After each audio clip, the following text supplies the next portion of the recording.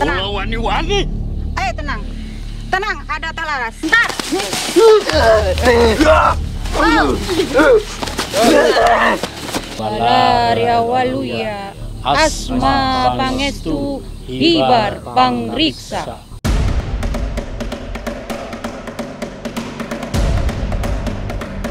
Sebuah telaga di kawasan Bogor, Jawa Barat dikenal sebagai kerajaan jin. Para spiritualis malah melihatnya di telaga ini bersemayam para jawara masa lampau yang pernah mengabdi pada negeri Pajajaran. Dan menjelang tengah malam, tim Ganjil Misteri yang dipandu Ki Raga dan Dewi Larasati melakukan ritual pemanggilan para jawara yang justru terjadi berbagai atraksi bela diri yang sangat langka. Lalu, seperti apa suasana mistis yang terbangun di sana? Jangan dulu berlalu, masih akan banyak keganjilan terjadi di sini. Dan jangan lupa subscribe, like, share, dan komen agar tak ada yang terasa ganjil di sekitar Anda.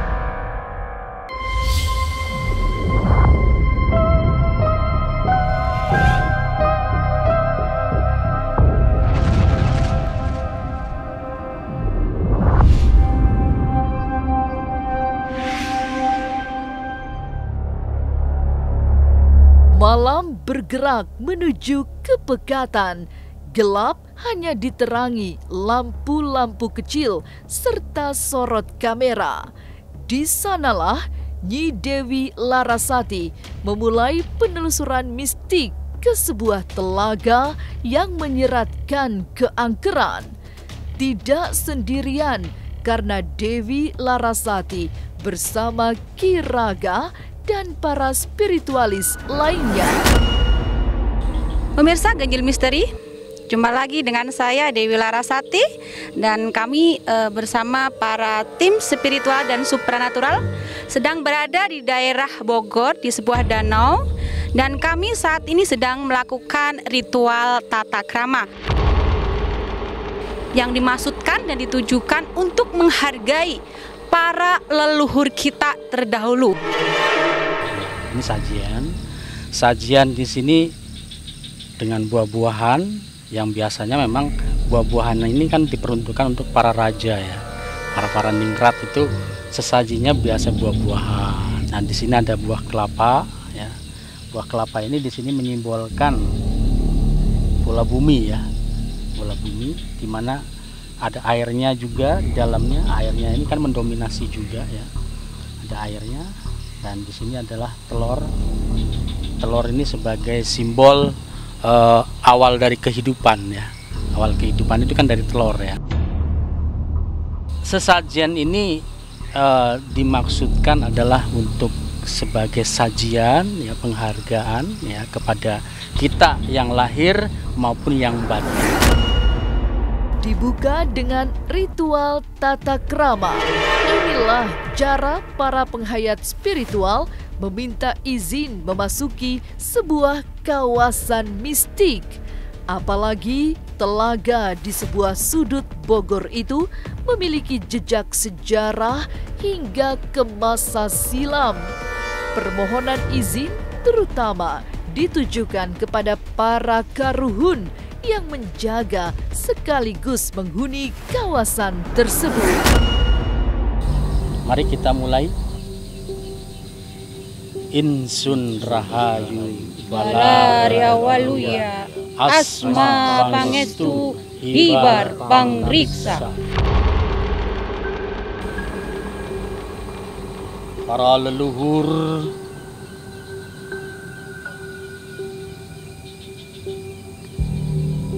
para karuhun, para siluman,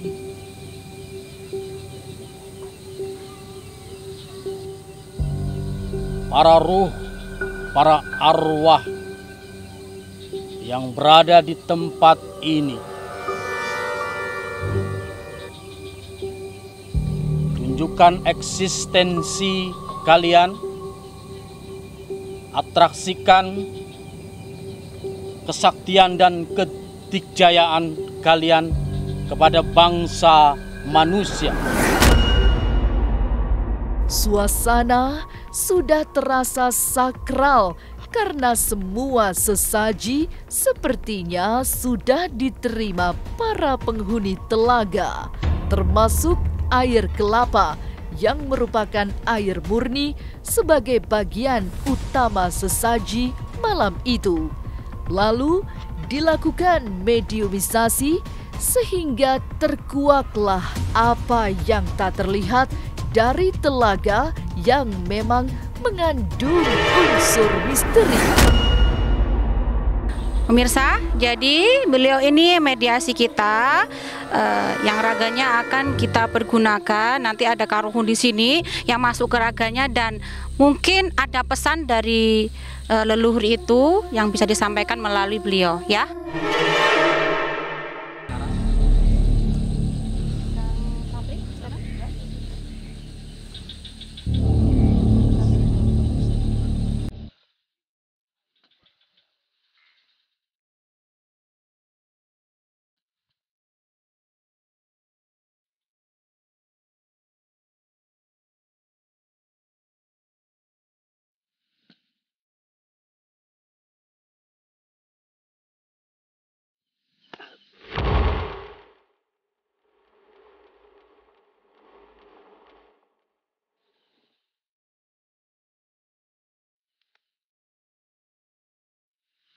Kami hanya ingin mengorek informasi. Kami di sini tidak bermaksud jahat, tapi kami di sini ingin menguak informasi yang ada di sini. Dan apabila kalian butuh pertolongan kami akan menolong, kami akan menyempurnakan. Di sini ada pembantaian. Ada pembantaian? Pembantaian Belanda. Pembantaian Belanda. Mediumisasi dilakukan untuk menelusuri jejak peristiwa di masa silam. Tapi mengapa pada sesi kedua mediumisasi, karuhun yang merasuki raga mediator langsung mengamuk? Jangan kemana-mana, tetap subscribe, like, share, dan komen agar tak ada yang terasa ganjil di sekitar Anda.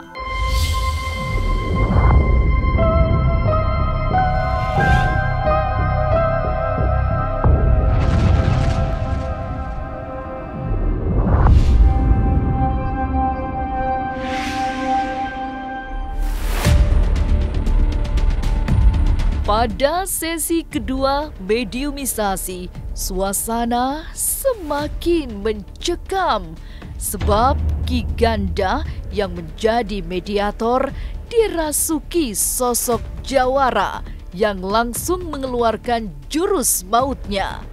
Terjadi salah paham karena dikira kawasan telaga yang merupakan kerajaan jin akan diserang bangsa manusia.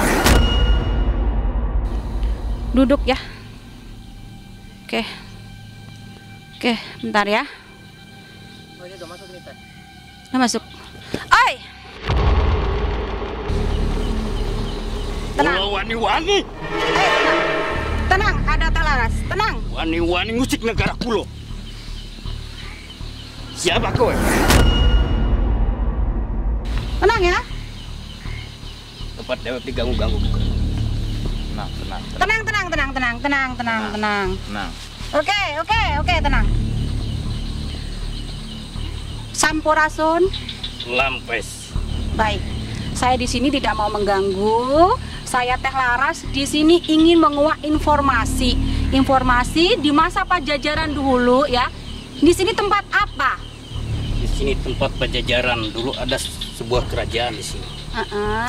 Kerajaan Pajajaran, mungkin ada sebuah pertempuran, makanya ada situs-situs Gunung Kapur. Oh ya, situs Gunung Kapur ada ya? Iya.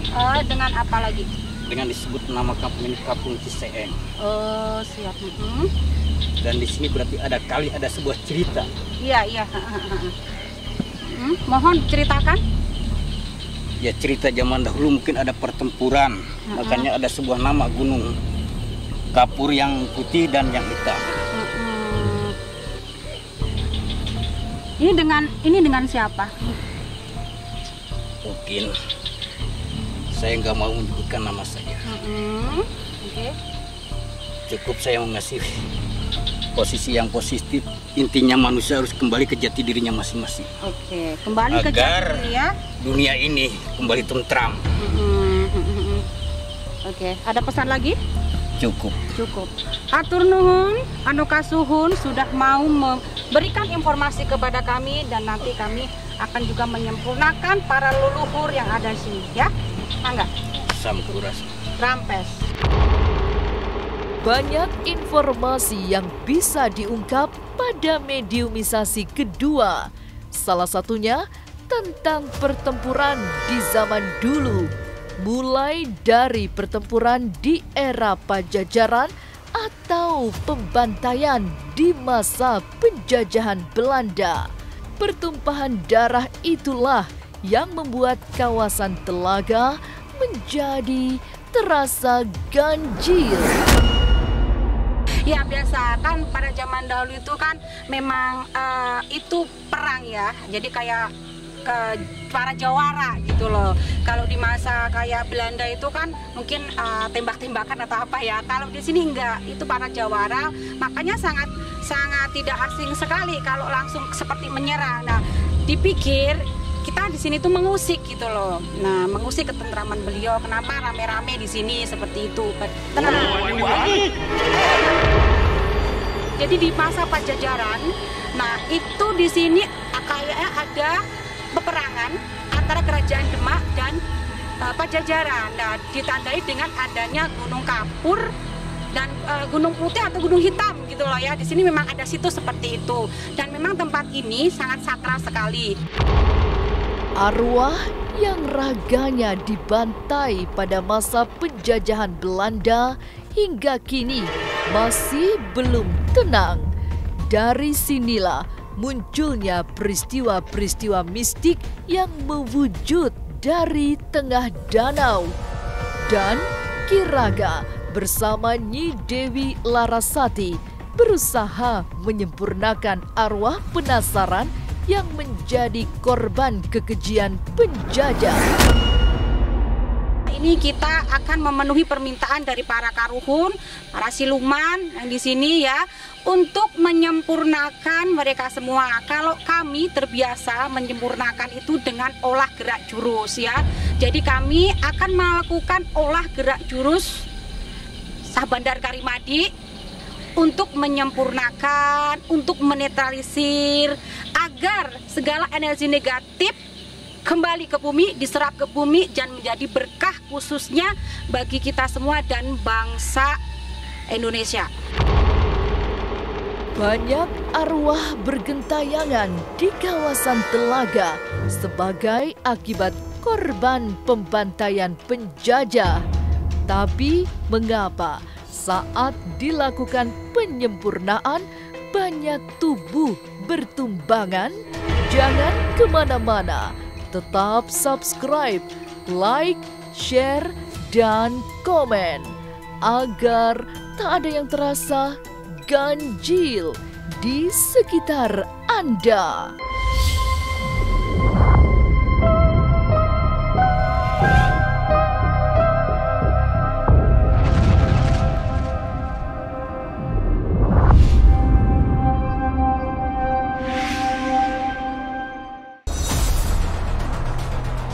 Penyempurnaan arwah yang belum sampai ke keabadian dilakukan dengan sangat hati-hati karena memang membutuhkan ilmu khusus. Tapi tiba-tiba banyak tubuh bertumbangan.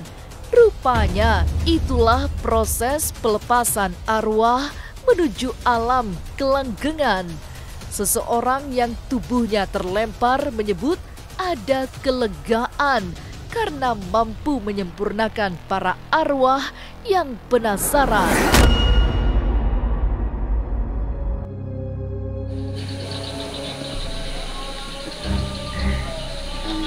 Sejajar, rapi.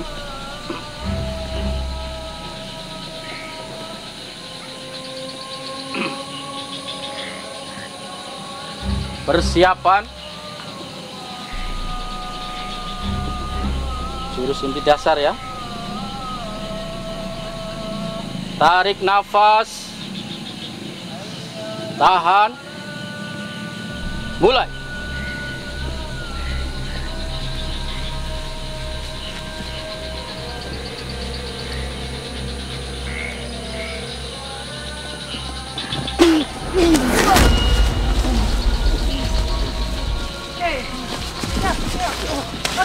Oke. Siap. Jadi memang benar seperti itu energi kami. Ini lagi melepaskan segala energi negatif ya. Kan banyak sekali sini arwah-arwah yang masih penasaran. Nah, makanya dengan tadi kita melakukan olah gerak jurus Syah Bandar Karimadi itu melepaskan karma-karma, melepaskan nyawa-nyawa yang belum sempurna.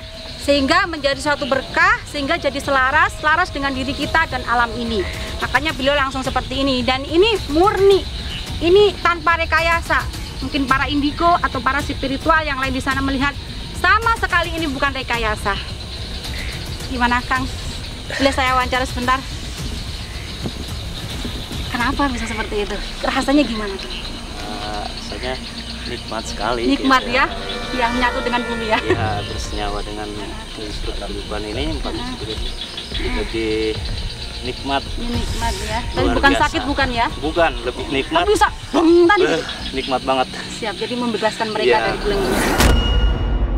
Selesai ritual penyempurnaan, tim Ganjil Misteri yang dipandu Ki Raga dan Nyi Dewi Larasati membuat atraksi mistik. Dengan bekal ketebalan batin, mereka mencoba ingin menguak kesaktian yang menjaga kawasan itu. Ini ya, jangan diserang Syah. Oke, satu sana. Dulu ya. Ya, agak minggir. Oke. Terang. Terang. Woi. Oke, bentar.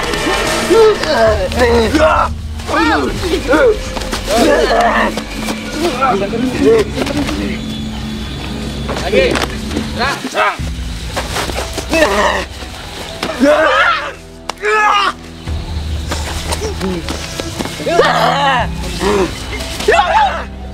Lumpuh.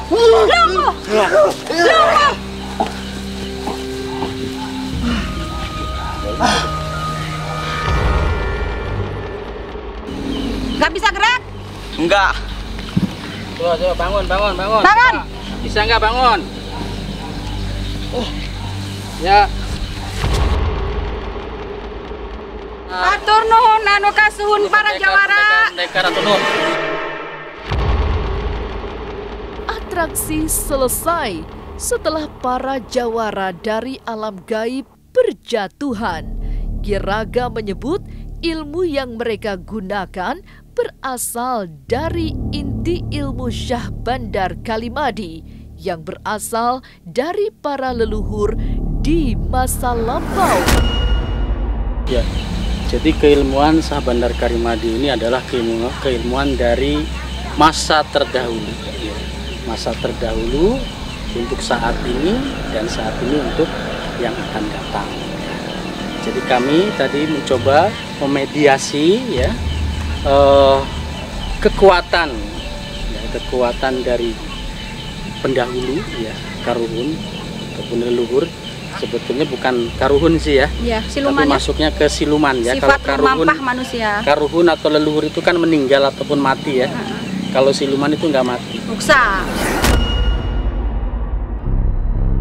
Sebuah telaga di Bogor, Jawa Barat menjadi sasaran Ki Raga, Nyi Dewi Larasati, dan tim spiritualis lainnya untuk melakukan eksperimen mistik.